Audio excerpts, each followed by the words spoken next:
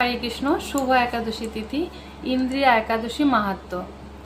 মহারাজ যুধিষ্ঠির বললেন, হে মধুসূদন, আশ্বিন মাসের কৃষ্ণপক্ষে একাদশীর কি নাম তা কৃপা করে বলুন।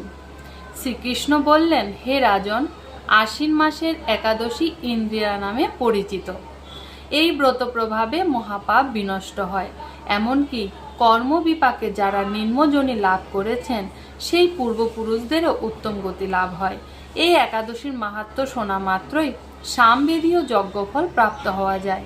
হে রাজন, মাহিষ্মতি নগরে ইন্দ্রসেন নামে এক প্রসিদ্ধ রাজা ছিলেন। ধর্মবিধি অনুসারে রাজ্য পালনে তিনি বিশেষ খ্যাতিসম্পন্ন ছিলেন। তার বিপুল ধন সম্পত্তি ছিল। পুত্র পৌত্র আদি সহ তিনি সুখে রাজ্য পরিচালনা করতেন। বিষ্ণু ভক্তি পরায়ণ সেই রাজা নিরন্তর শ্রী গোবিন্দ নাম গানে মগ্ন থাকতেন। একদিন রাজা সুখে রাজসভায় বসে আছেন। এমন সময় দেবর্ষি নারদ স্বর্গ থেকে সেখানে এলেন। তাকে দর্শন করে রাজা হাত জোর করে উঠে দাঁড়ালেন। দণ্ডবত প্রণাম করে মুনিকে আসন, পাদ্য, অর্ঘ্য আদি ষোড়শ উপাচারে পূজা নিবেদন করলেন। তারপর বললেন, হে মুনিবর, আপনার দর্শন মাত্র আমার যাবতীয় যজ্ঞফল লাভ হয়েছে। এখন আপনার আগমনের কারণ জানিয়ে আমাকে কৃতার্থ করুন। দেবর্ষি নারদ বললেন, হে মহারাজ, অতি বিস্ময়কর এক কথা শ্রবণ করুন। আমি এক সময় যমলোকে গিয়েছিলাম।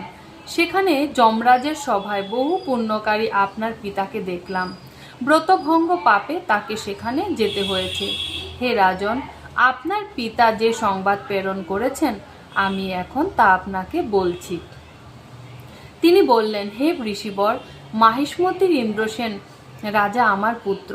তাকে বলবেন যে আমি বহু পুণ্য অনুষ্ঠান করলেও কোনো কারণবশত জমালয়ে আসতে বাধ্য হয়েছি। আপনি কৃপা করে তাকে সর্বপাপনাশক ইন্দ্রিয় একাদশী ব্রত পালন করতে বলবেন। সেই ব্রত প্রভাবে আমি নিষ্পাপ হয়ে স্বর্গলোকে যেতে সমর্থ হব। এই কথা জানবার জন্যই আমার আগমন।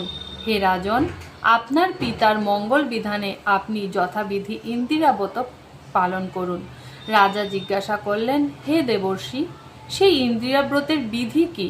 কোন তিথি বা কোন পক্ষে এই একাদশী ব্রত করা কর্তব্য তা কৃপা করে আমাকে বলুন। দেবর্ষি উত্তর দিলেন, হে মহারাজ, আশ্বিন মাসের কৃষ্ণপক্ষে দশমীর দিন শ্রদ্ধা সহকারে প্রাতঃ স্নান করবেন।